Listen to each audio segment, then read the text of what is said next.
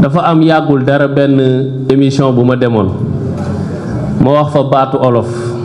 parce que dañuy wax naan wolof day lépp naan ku ndóobin rey sa maam soo gisee lu ñuul dawal waaye googu olof la woon waaye du suñu olof ñun suñu olof moo di fu ñu gisee ndóobin bu rey suñu maam ñu gis lu ñuul du ñu daw dañuy jàpp ndóobin googu ñaf ko ba mu jooy loolu mooy suñu définition wu ci waxu olof boobu. Pourquoi?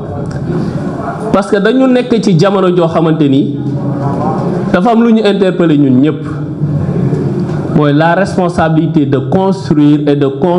conduire notre pays vers des lendemains meilleurs te loolu ñi ko mës a def seen dund ñëpp dafa am lu mu leen jaral. soo demee France tey ba France tey mel ni mu mel dafa am fu mu jaar. États-Unis guerre de sécession lañ def pendant des années dóorantey jaase dóorantey bal pendant des années ba tey États-Unis mel ni mu mel amul benn dëkk ci àddina bi boo dem bu développé tollu tey fi mu toll nekk puissance te amul fu mu jaar. la wuyu si woon dëkk yooyu ci jamono jooju ba ñu soppeeku tey wëlbatiku ñëw di ñu imposer seen bopp en 2023 2024 loolu moo ñu wuyu si te histoire li mu nettali ñooñu taxawaay ga ñu amoon ba tey seen dëkk mel ni mu mel histoire boobu tey moo ñu nettali ñun tamit ban taxawaay lañ ci war a am. may wax ni il s'agit pas le 25 février 2024 d'élire Ousmane Sonko kese parce que moom kese falu kese ñoru ko mais il s'agit de tourner une page boo xamante ni pendant 62 ans souffrance la pauvreté la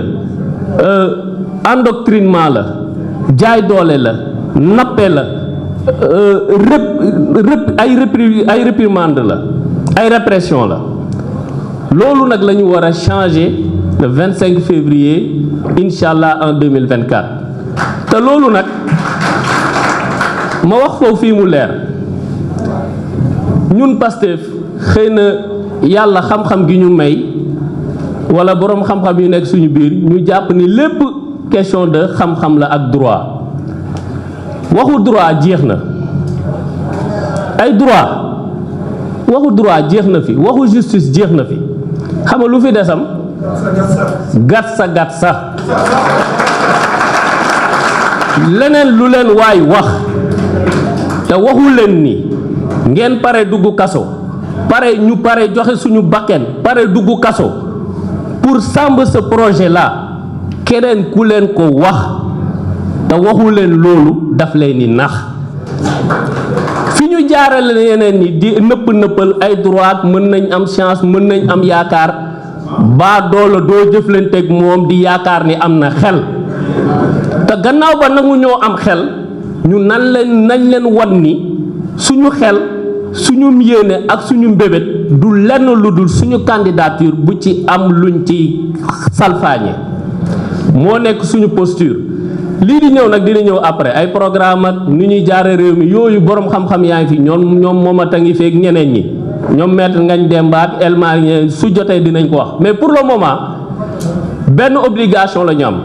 mooy taxawu suñu président Ousmane Sonko te nag ça commence à partir du 16 mars. 14 dama leen wax nag weeru mars xëy na ñi am xam-xam baatin am na lu ñu ci xam ki nga xam ne da doon jàpp nit ñi di rendi mars dañ ko bëgg a xamal ne ko paaka bi nangu nañ ko ñàdduñu bi paa ñun ñoo ko ñàdd fi mu yaakaar ni ñun paaka biy dagg suñu baat la tege ci baatam la tege léegi nag mooy tànn mu mee ñu jàmm am jàmm mee ñu jàmm du am jàmm ngeen baal ma ak